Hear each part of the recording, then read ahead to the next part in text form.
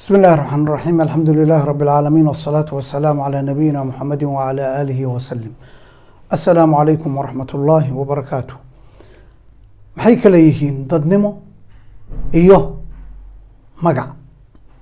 waa laba shay oo isu dhow oo qofku isku khaldi karo. qofkaas waa qof dada markaa leedahay iyo markaa leedahay qofkaas magac buu leeyahay. maxay ku kala duwan yihiin?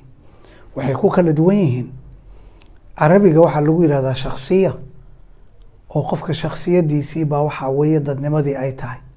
tan kalena sumca la yiraahdaa ama waa magac uu ku leeyahay dadka dhexdiisa. ingiriiskana reputation bay dhahan iyo character. reputation waa wixii laga dadku ka aaminsan yihiin, characterna waa wixii aad tahay. ma xakuntid adigu magaca oo magaca waa laga dili karaa oo dad baa ku xumeyn kara magacaaga, laakiin shayga aad xakuntid adigu waa shakhsiyadaada. marka maxaa laga dooni inaad shakhsiyadaada ama dadnimadaadii inaad dhistid, sumcadaaduna way iska hagaagi doontaa. laakiin su-aashu waxay tahay sidee u dhisi karaa dadnimadayda? waa sahlan tahay. qofka dadnimadiisu maxay ka kooban tahay? waxay ka kooban tahay waxa uu ku hadlo, waxa uu sameeyo, waxa uu dadka kula dhaqmo, sida uu u fekero. intaasoo dhan oo umuuro oo laysu geeyey waxay keenayaan inuu qofka dadnimadiisu ama hoos u dhacdo ama kor u dhacdo. waxaa kaloo dadnimada aad ka siyaadsanaysaa muxuu ahaa dad wanaagsan markaad ku dhex jirtid oo shakhsiyad wanaagsan leh, waxaad noqonaysaa qof wanaagsan oo kor baad u kacaysaa.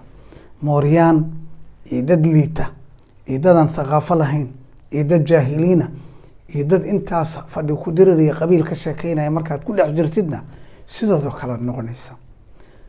marka dadnimadaada adiga aday kugu xiran tahay, adaana dhisi kara. sumcadduna way iska dhismi doontaaye waqti badan ha ku dhuminin.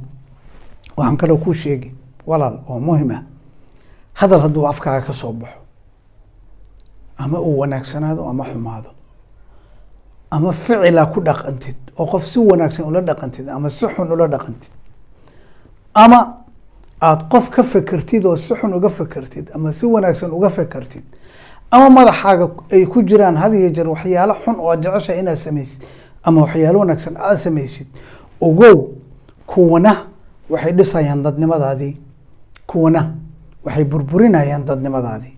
arrinta ogow ama ha ogaanin. dadka wanaagga waxay u sameeyaan ajarka lagaa siiyo ilaahay agtiisa. iyadoo taasu ay jirto oo muhiimadda weyn ay tahay, ayaa waxa aad samaynaysid ama ku hadlaysid ama ku fekeraysid ama dadka kula dhaqmaysid waxay wax ka bedelayaan dadnimadaada adiga. marka ku dadaal dadnimadaada inaad dhistid, ha sugin in ummadda oo dhan wanaag ay kaa sheegto. intaas ayaan kusoo koobaya. wallahu subxaanahu wa tacaala aclam.